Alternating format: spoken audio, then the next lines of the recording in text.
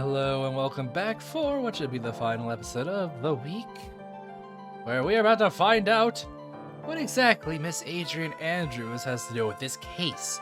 But I think we can already piece it together pretty well, being that she is the only other person at the scene of the crime with a motive. The very motive of trying to find out where the hell Juan Corda hid Miss Celeste in Pox's suicide note. Nonetheless, court will now reconvene. Now then, Mr. Edgeworth, if you please. The prosecution calls the witness subpoenaed by this court. Miss Adrian Andrews, the person who discovered the crime in Mr. Juan Corrida's room. Oh, she even discovered the crime, too. That's just a whole little sussy-wussy. What is your occupation? Why not ask her name and age and occupation? Isn't that what he always does? I'm the manager of the defendant in this case, Mr. Matt Ongard. I see. Now then. Before we begin, Your Honor, I have one request. Yeah, sure. What is it? I'm sure everyone in this room is wondering the same thing. I would love to find out more about my relationship with the victim. After all, it was quite the topic of a certain weekly magazine recently. No, I have no idea what you mean. I've never even heard of Gossip Land. Gossip Land. If the judge was ever a prosecution witness, he'd do all my work for me.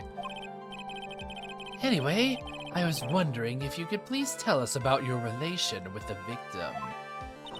Yes, I was seeing Mr. Corrida.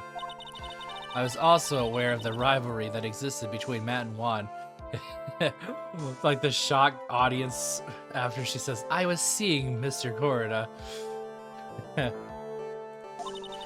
But this was a private matter between Juan and myself. So it was a fry and bait matter. Oh, no, wait, bait and fry? Reminds me of fishing.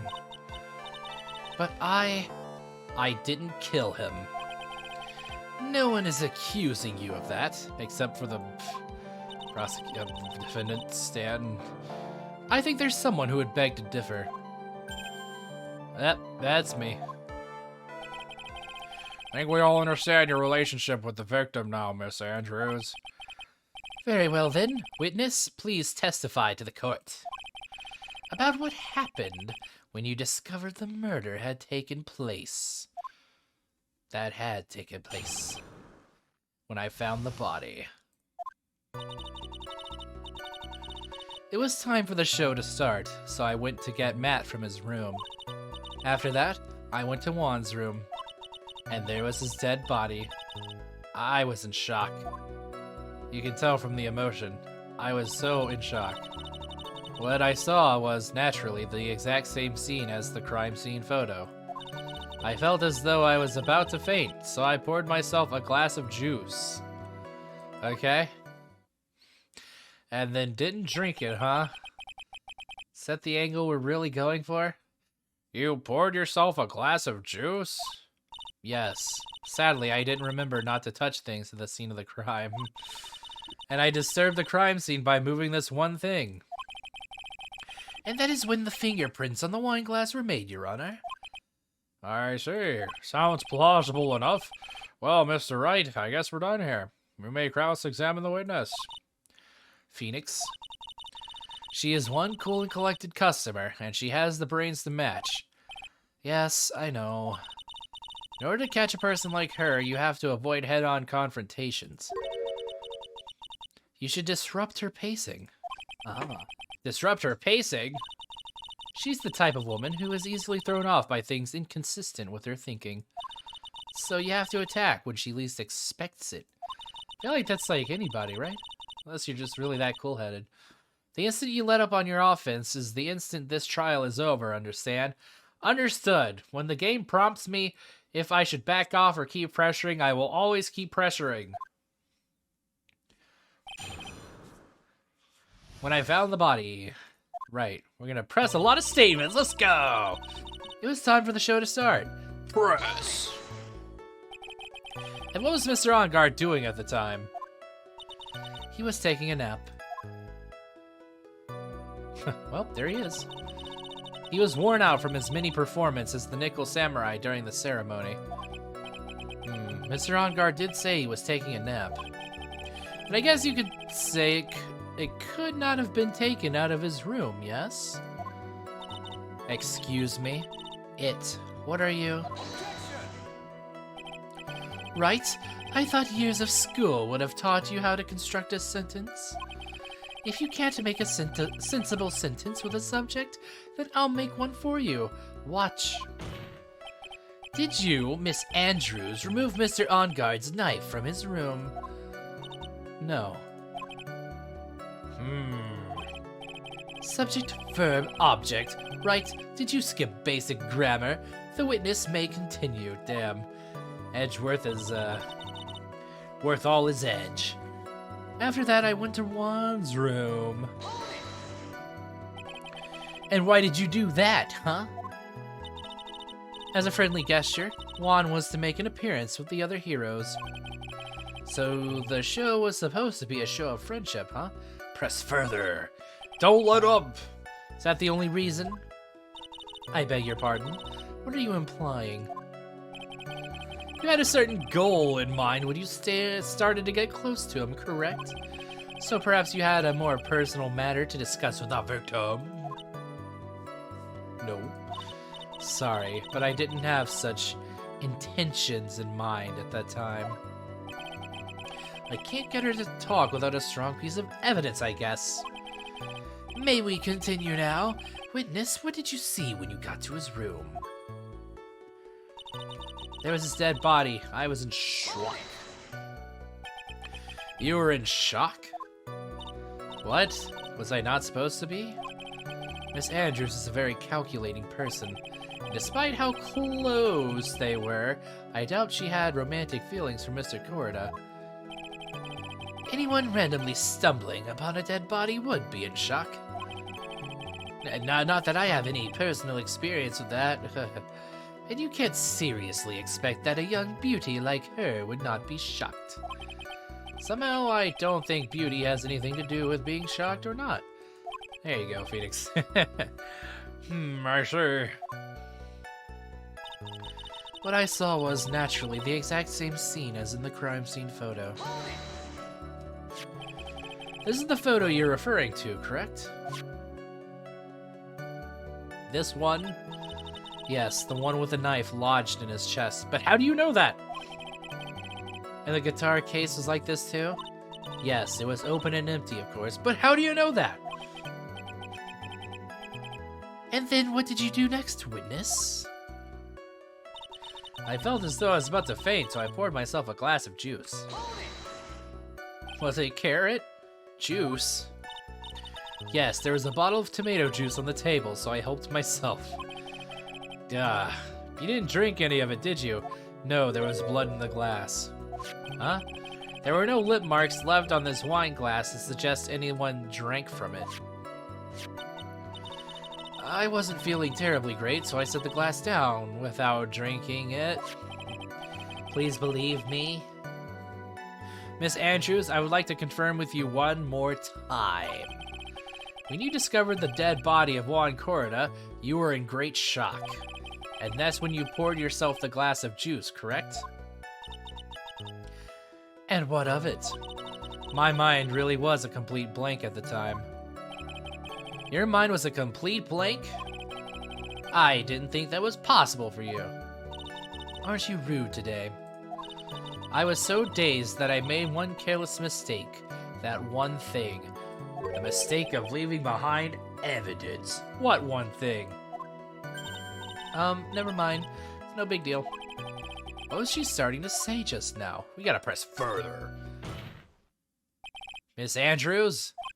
I'm convinced that, as you said, you made a mistake at the scene of the crime. What I really want to know is what this mistake was. Actually, so would I. I'm sorry. It's kind of embarrassing. When I set the glass down on the dresser, I accidentally knocked the flower vase over. Ah, okay, alright. Red herring. Flower vase, are you talking about the one on the floor in the crime photo? Ah. This mess of glass shards? No. It was originally on top of the dresser, but when I bumped into it with my elbow, it fell onto the guitar case. Bullshit. Why would you withhold such an important piece of information? I'm sorry, I thought that since the crime scene was already in disarray, that people would simply assume the vase was just another part of the mess. It looks like yet another fact has come to light here. Please add this and anything else you have to reveal to your testimony. I'm sorry, but I have nothing more to add. I didn't touch anything else.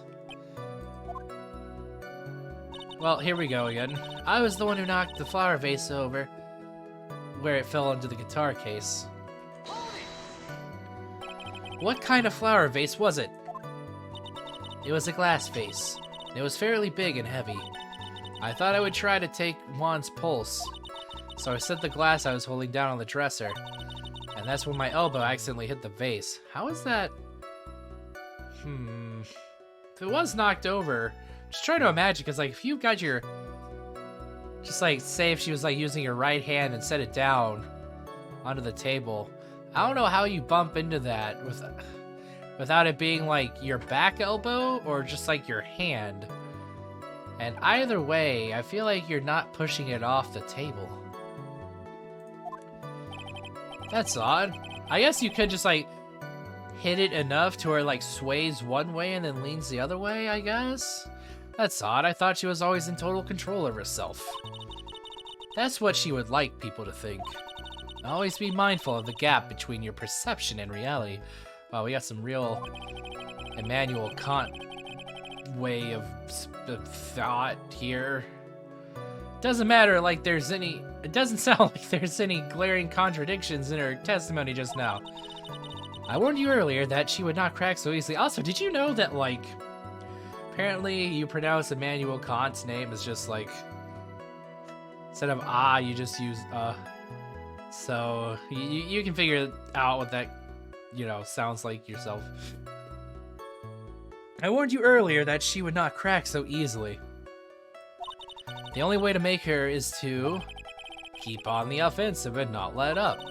The only way you're going to catch her is with some very strong, decisive evidence. I have to find something. I just have to, for Maya's sake. Damn it. Maya's sake. Alright, let's go and save real quick. Save, save, save! It was time for the show to start, so I went to get Matt from his room. Then I went to Juan's room, and there was his dead body. I was in shock. Also, what are we trying to find out here? I have this. Bears Andrews' fingerprints. Right.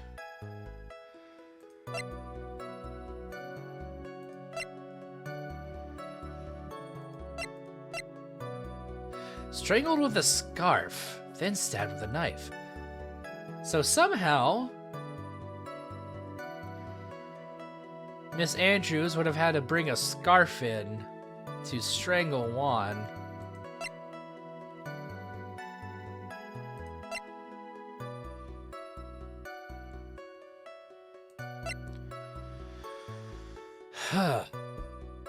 Also, for some reason, my head is like hurting up here. As well as this this noggin twister that the game has given me. I don't know what to press on entirely. Empty. There is some water, but only on top of the lid. Bears Corda's fingerprints. So I guess the water was from the glass vase, or the glass vase. The glass vase. So let's have it all together. Andrew's mentor and Corda's manager killed herself 2 years ago. So naturally it was the exact same scene as in the crime scene photo. Oh. Let's look at the crime scene photo again, shall we? Shh, I didn't mean to press that, but... Alright, I just wanted to look at the photo, not present it, but then I pressed E. You testified you knocked the flower vase over, is this correct? I guess this is, you know, the music stopped playing, so Yes. And are you sure it fell onto the guitar case? Is there a problem with what I said? It's not some problem, it's a major problem. It's true that the top of the guitar case was wet with water. However, that's exactly why it was so strange. Miss Andrews? You testified that the vase fell onto the guitar case. However, Ace, I have an ace. And inside this case was some water base. If that was true, the case should have gotten wet on the inside, not at the outside. Ah, yes, of course. That was the conclusion I naturally drew up as I slammed the present evidence button instead of the review evidence button. That's very true. Furthermore, there's one strange thing about this guitar case. What is that? Let's take another look at the crime scene photo. The remains of the vase are scattered on the floor. And what's wrong with that? If the guitar case was open when the vase fell, the glass shards would be inside, not outside the case. Ah. What is your point, right? That the case was closed at the time the vase was knocked over? Is that all? That all, you scrawny little bitch? No, think back to what Miss Andrews testified to. Imagine if Edgeworth just got like really freaking toxic. She said that other than the vase, she didn't touch anything else. Yeah. Oh. Yes, that's right. She did implicitly say that she didn't touch the guitar case. But this whole matter with the guitar case is a dead end. The bright red guitar was found in the studio. It has no bearing on this case at all. That may very well be, however... the empty guitar case does seem to have no relation to this case, doesn't it? It seems that there's no deeper meaning to the guitar case. Well, Mr. Wright, do you think we need to hear more details about the guitar case? Make her testify. Keep it up. Keep the pressure up. The empty guitar case. I believe this is crucial. This is a crucial piece of the puzzle. I can't believe anyone would reach for straws like this, but it is you. I can't believe I'm doing this either. Alright, I'll follow along for now. Miss Andrews, please testify to the court about the guitar case. Yes, Your Honor. Testify for us next time on Hooky Hour. Until then, well, I feel like I should say something before I do my normal signing off. Like, oh boy, can't wait to see where this guitar case goes. This is the guitar case now. Talking about a guitar case in this case of wild vase and tomato base and some water says some water